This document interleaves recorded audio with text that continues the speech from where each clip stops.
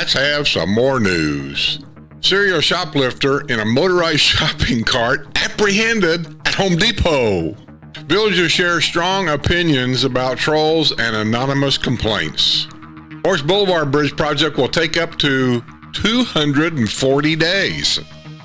A villager running a golf cart rental business to face injunction from the county. A villager's adult son arrested for throwing a pillow in mother's face. A pair nabbed with methamphetamine near the entrance of Spanish Springs. An unlicensed driver from Nicaragua arrested after driving too fast. A villager is facing a $500 per day fine because of her son. Mark your calendars for Camp Village's activities for grandchildren during the Easter. An unlicensed driver from Mexico arrested after caught back behind the wheel again. Florida Highway Patrol looking for a vehicle that fled the scene after striking and killing a pedestrian on U.S. Highway 301. Villagers in golf carts show up to support a beloved softball player in home hospice. Letters to the editor. How many holes in ones of golf do we get this week? This and more coming up.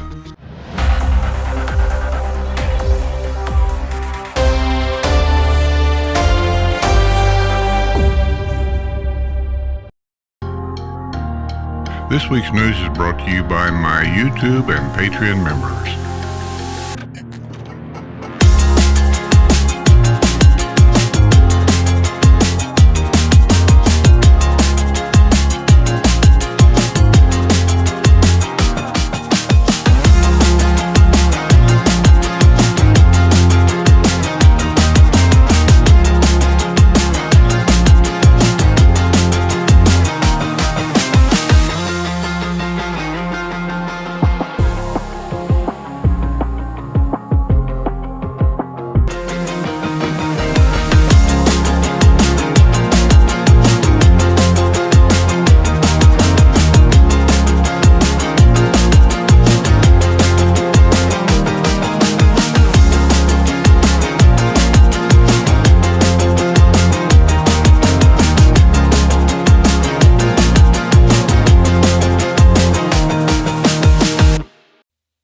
Hey, let's get into some more news.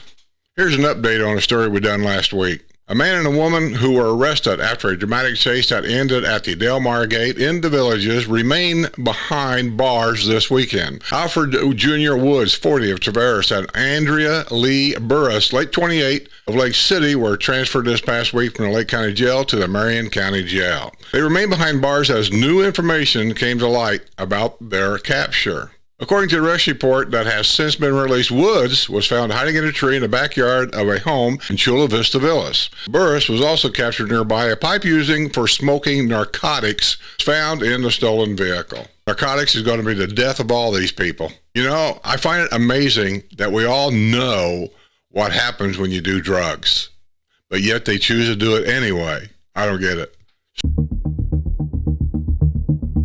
A long-awaited Moris Boulevard Bridge project is expected to take up to 240 days. Residents who regularly traverse the bridge over Lake Sumter have likely noticed the signs and cones soon to go into place at the bridge. Project-wide advisory committee, after years of debate, finally settled on a rip-wrap solution to prevent further erosion at the islands that support the bridge. District Property Management will soon commence a project to clear vegetation and trees from the Moris Island shoreline. Following this, they will be installing a mesh fabric with a rock layer and riprap below the bridge to prevent erosion. The project also entails the restoration of landscaping, trees, irrigation, and the golf cart paths. Sunset Park, a popular spot for golf carts at the midpoint of the bridge, will be closed to the public beginning February 19th and throughout the duration of the project. Residents can expect to begin seeing construction vehicles on the bridge and island area on March the 4th. Flaggers will be in place to direct traffic and or close traffic lanes in the work zones. The construction is expected to take up to 240 calendar days with work hours from 7 a.m. to 7 p.m. See, and that's screwy right there. That's screwy. Should be 7 p.m. to 7 a.m.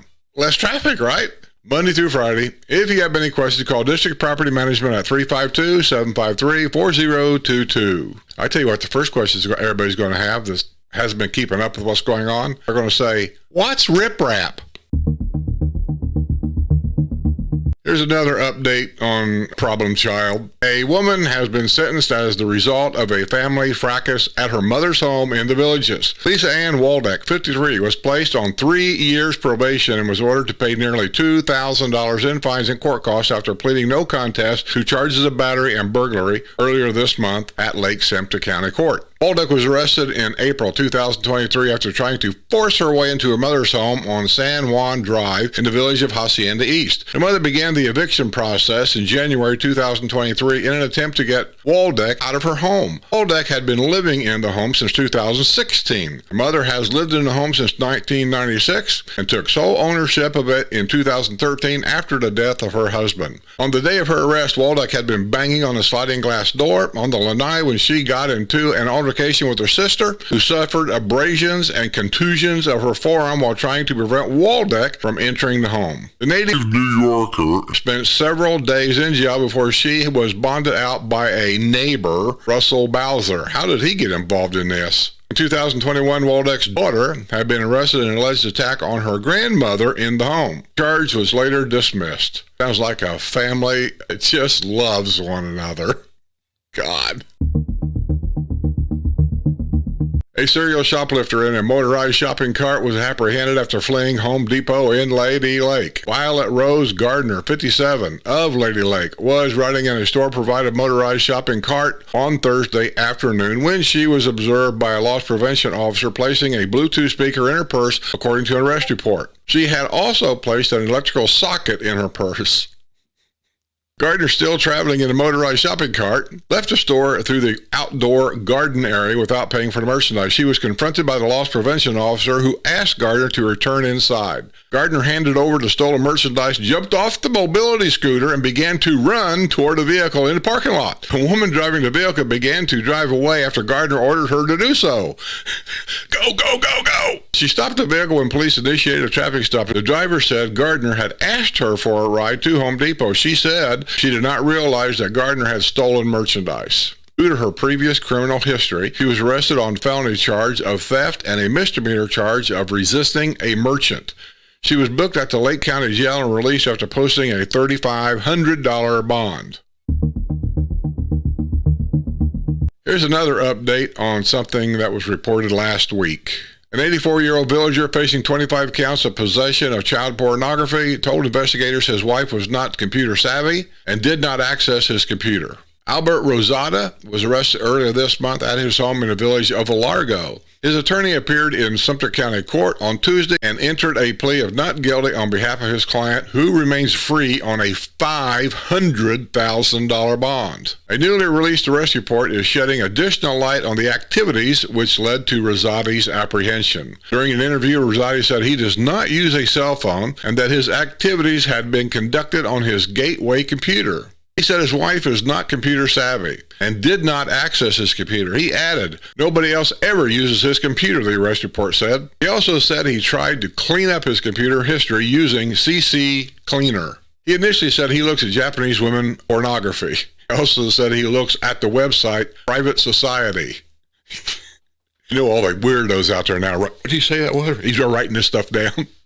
However, a forensic analysis by the Florida Department of Law Enforcement turned up numerous images of children under the age of 5. The images also featured naked adult males and obvious graphic sexual situations with the children. Rosati and his wife purchased their home in the Villages in 2007 for $301,300. You can probably sell it for a profit now and move on.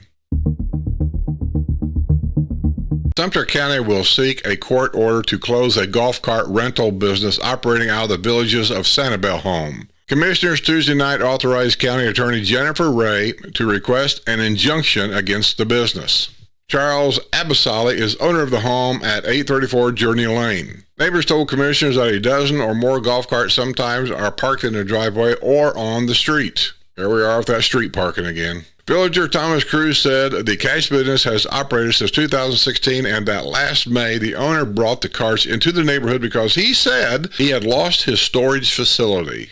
Cruz said neighbors have circulated a petition and sought help from the developer and community standards. He said someone with community standards said it basically was an inside operation. For some unknown reason, nothing has been done to put a stop to it. Another villager said turning a blind eye to these kinds of operation creates a contagious situation. Yes, it does. Last October, neighbors of a home at 3099 Southern Trace complained at the Community Development District 3 Board of Supervisors about a golf cart sales business run out of that home. District officials described the concern as an internal deed restriction and said it was referred to the developer who controls those restrictions. You know, till this day, I have never received a copy of what they call internal deed restrictions. I want a copy. If they're going to enforce a rule, I need to know what these rules are. And so far, nobody down there at that company or the developer's offices down there has called me back or sent me a copy or an email of any of these so-called internal deed restrictions. Because when I get them, I'm going to share them all with you so you'll know. Because I could be breaking one of these rules and I don't even know it.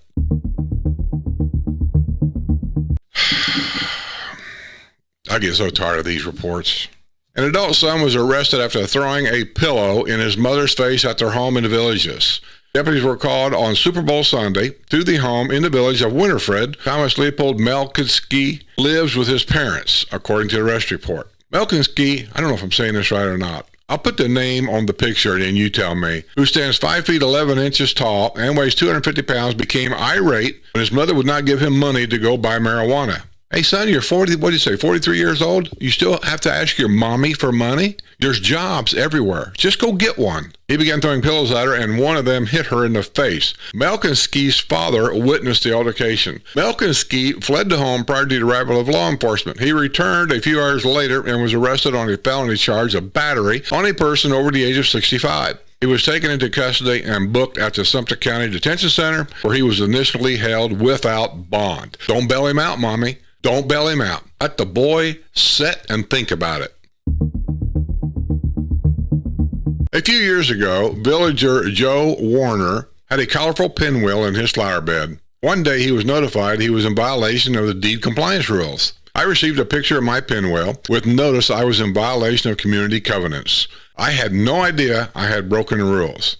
He decided to take a tour of the neighborhood. I got in my golf cart and drove around my immediate community street of approximately 70 homes, and personally viewed 17 homes with various forms of artwork and objects such as metal birds that, according to community covenant documents I received, were not permitted and not within the community standards. They're not. But the way the rules work about community standards is, it's from the very beginning, from 30 years ago, this rule has never changed. We are a complaint-based community. So when somebody says they targeted me, and they're letting everybody else go. No, they only complained about you. Once a complaint is made, then they investigate it. That's the only complaint they investigate. They don't drive around the neighborhood and everywhere else looking for the same thing.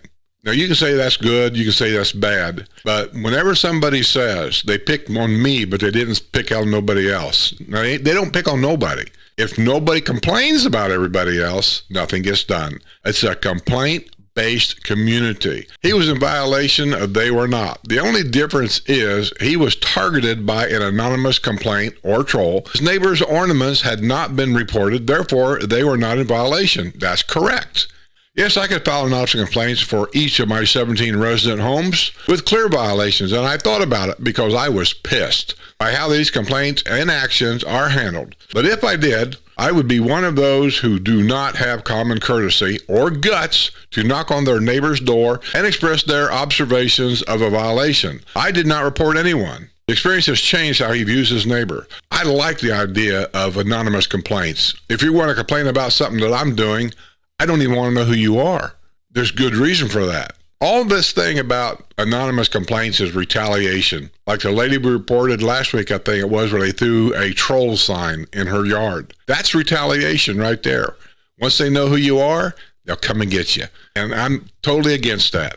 And for somebody to say that they don't know what the deed restrictions are, come on now. That's a fib, and you know it. You know what the deed restrictions are. Well, let's see, what is what? A villager will lose his license. Oh, this is an update to a report we done a couple weeks ago, I think. maybe longer. A villager will lose his license as a result of a drunk driving arrest while operating a golf cart at Lake Sumter Landing. David Clifford, a Roach, 71, of the village of Virginia Trace, will lose his driver's license for 6 months for pleading no contest this past month in Sumter County Court to a charge of driving under the influence. He has also been placed on probation for 1 year in order to perform 50 hours of community service. And so there you go with an update on him. An unlicensed driver from Nicaragua was arrested after breaking the speed limit. I'm not even going to pronounce it. The name will be on the picture. 33 was driving a blue Toyota passenger car at about 6:30 a.m. Thursday when he was caught on radar traveling at 64 miles per hour in a 40 miles per hour zone on West County Road 48 at Bushnell. During a traffic stop, the deputy found a clear language barrier with Lopez. He had to use a language landline translator through the dispatch center. Lopez Duartez admitted he has never obtained a driver's license in the United States or in his home country of Nicaragua. He was arrested on a charge of driving without a license. He was also issued a written warning for speeding. A warning. I guess it happens. He was taken into custody and booked at the Sumter County Detention Center on a $150 bond. That would be approximately $15 out of his pocket. No license. What happened to his car? I'm curious. What happened to his car? He got no license. 2 people were arrested with methamphetamine near the entrance to Spanish Springs. Katie Lee Corin, 35, of Orlando, was driving a black Honda Civic with its high beams headlights shortly before midnight Tuesday on U.S. Highway 27 at 441 when a police officer initiated a traffic stop at Main Street, according to an arrest report from Lady Lake Police Department. A passenger was identified as 39-year-old Erwin Espiritu of Summerfield. A sleeping child was also in the vehicle. A K-9 unit was summoned to the scene, and the dog alerted on the vehicle, indicating the likelihood of presence of drugs. 2 bags were found in the vehicle. One held 4.57 grams of methamphetamine. The other held 3.32 grams of methamphetamine. Narcan was also found in the vehicle along with a used syringe with a baby in the car. Jeez. I'm sorry, but some people are just sickening. Corwin and Espiritu were both arrested on felony charges of drug possession. Both were booked at the Lake County Jail on a $2,500 bond. Child Protection Services for the baby, it doesn't say. I don't know. I just feel sorry for the children. Have to grow up in this mess. Here's another update on a story we've reported 3 and 4 times that is a continual problem. Community Development District 5 supervisors wasted no time Friday in slapping maximum fines on the mother of a notorious hoarder. But on February 14th, inspection determined that junk and debris had returned to the front yard. The hoarder apparently is Barbara's son, Jeff, who neighbor says he goes scavenger hunting on garbage collection days and returns home with barbecue grills and other items he tries to repair and sell. An April hearing will determine whether Packard is in contempt of court, and she could face possible fines and jail time. See, Mom's going to go to jail. She's got a son that's going to put her there, and the right thing to do, I don't care if she needs help or not in this case, she needs to throw him out. Go get a job. Go live on your own. If you need a place to live, here's $100. Go buy a tent and go live in that. Acting on a suggestion by Supervisor Mark Schwiekert, a retired judge, the board also agreed to pay attorney Mark Briones to research whether a trustee or monitor could be appointed by the court to oversee cleanup of the property. Yeah, you can get somebody to oversee it. There never has been a case like this in the villages, Cato said. The real problem is not the property owner, it's the person who's living there, her son. Mary Jane Bloom, who lives across the street, told supervisor she and her husband Tom are upset that the problem has continued for several years. I've reported this thing, I don't even know how many times over the years. I think we're just in Groundhog Day situation. Nothing has been done. Maybe it's an inside deed restriction that the developer has to control. Tom Bloom said he has never been threatened by Jeff Packard, but is afraid of him. He said they are thinking about moving out of the villages.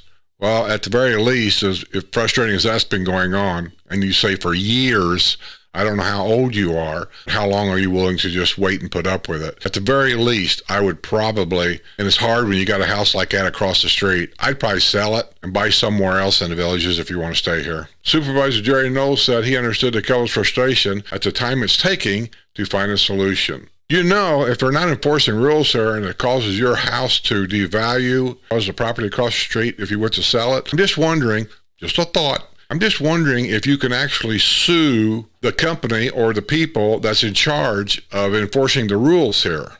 It's just a thought. Okay, Grandma and Grandpa, listen up. Be sure to mark your calendar for Easter Week Camp Village's activities for grandchildren. The Easter Week Camp Villages, put on by the village's recreation department, always offers unforgettable experiences. This year's lineup includes Bunny Bingo, a golf car scavenger hunt, a spring carnival, disc golf, and of course, an Easter egg hunt. The fun will take place from Monday, March 25 through Thursday, March 28. Registration opens March the 7th. For a complete lineup and more information, visit this link. I'm going to read this story here because we are in a retirement community. People do get older. Things do happen. It's just part of age, I guess. The bottom line on this story is, to me anyway, and to people I know, we've talked about this, is that this truly, for 90% of the villages and the people that live here, this truly sums it up of what the villages and the people living here truly is about. Villager and golf cart showed up to support a beloved softball player in home hospice.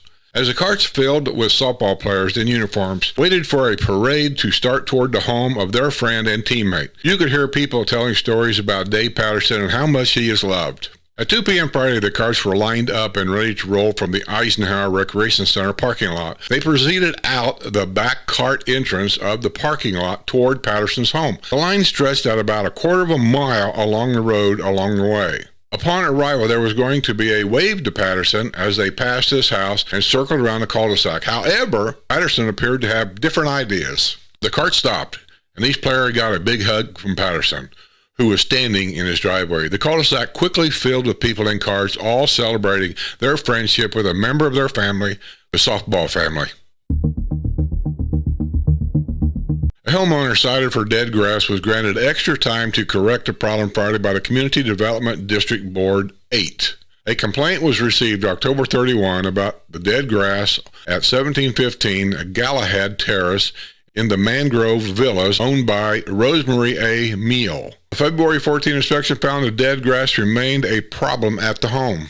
During a public hearing, Meal told supervisors she fired a contractor who did nothing. Another contractor is working on restoring the grass. Due to the weather, he didn't see any change coming until the end of March, she said. If reseeded doesn't work, Meal said she has arranged to install sod, which can't be done until April. Just from what I know about grass, or at least in my area, I got zoysia grass.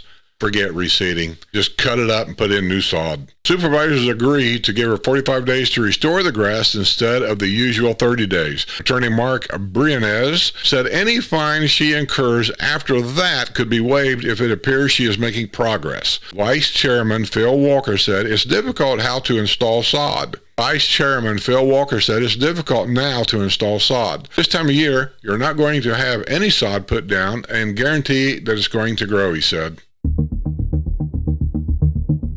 I'm constantly telling people, especially the new people that come down here for lifestyle visits or new homeowners, and this is our first year here during the winter, be careful. Just be careful. I don't care if you're on a bicycle. I don't care if you're walking. I don't care if you're in a car. Be careful. The Florida Highway Patrol is looking for a vehicle that fled the scene after striking and killing a pedestrian on 301 in Sumter County. During the overnight hours on Friday, a 63-year-old Lake Mary man who was walking on the roadway on U.S. Highway 301 south of County Road 102 was struck by the vehicle, according to the Florida Highway Patrol. The fatally injured pedestrian was found at 8 a.m. Saturday.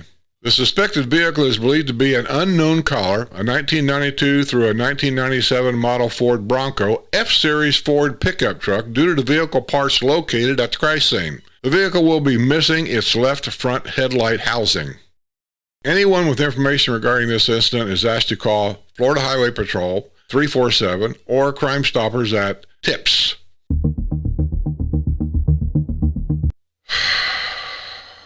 This just gets redundant. An unlicensed driver from Mexico was arrested after he was caught back behind the wheel again. Edgar Joel May Chan, 30, was driving a silver Toyota at about 2 p.m. Tuesday on U.S. Highway 27 and 441 when he was pulled over by a Fruitland Park police officer. During a traffic stop, May Chan handed the officer a driver's license from Mexico. May Chan confirmed he does not have a driver's license issued in the United States. The police officer found that May Chan had been arrested in 2021 by Lake County Sheriff's Office for driving without a license. A passenger in the car indicated that May Chan is not living in the country legally. He was arrested on a charge of driving without a license. He was booked at the Lake County Jail and released after posting a $500 bond. Say, they know he's here illegal. Just give him a fine and let him go.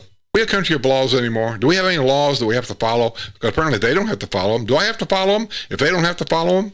How does that work, by the way? Well, we don't have any holes in ones this week, or at least none reported that I can see. So let's move on to letters to the editor.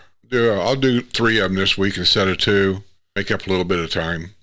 To the editor, why must you print all the graphic details of child pornography in a recent arrest of Mr. Rosada? We all get it. Although the images are forever in our brains, bathtub, beach towel, stockings, pink hat, abusing children is a huge problem in our country. Just lock him up and all the others in our neighborhoods. Time to clean up. That's sent in by Laura Hanlon from the village of Bel Air. Well, Laura, I wish they would lock him up. Throw him out. Get rid of him. Something. I don't want him here either. We ain't in charge. Maybe that comes under the interior deed restrictions that's controlled by the developer. You think?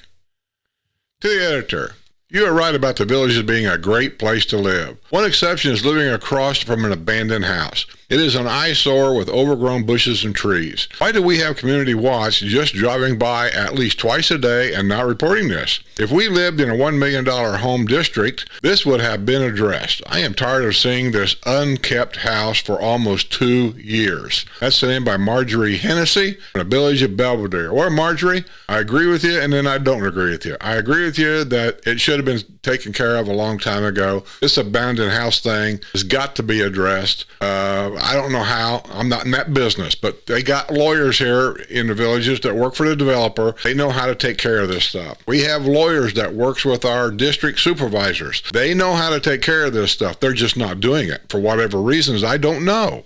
Always remember, this is private property that we own. This is not a king-run community here. I mean, I couldn't tell you what to do on your property, and you're trying to get them to tell us what to do on our property. I understand the point, but I don't know how that's going to work. I mean, that's got to be a tough issue for anybody, even a lawyer, to address. The other thing is community watch.